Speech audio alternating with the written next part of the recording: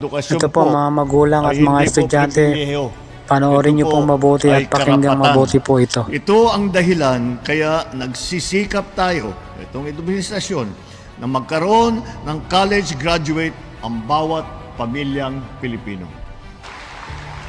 Sa ngayon, nagbibigay ang Unified Student Financial Assistance System for Tertiary Education o yung tinatawag na UNIFAST ng full o partial tuition at school fee assistance sa mga kwalipikadong estudyante sa state at CHED-recognized local universities and colleges sa buong bansa.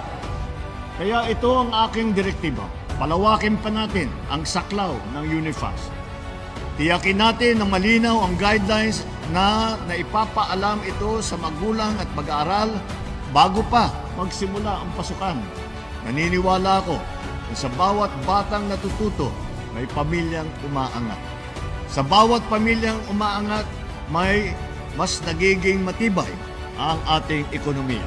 At sa ganung paraan, nagiging mas matibay ang bagong Pilipinas. Maraming salamat. Mabuhay kayong lahat.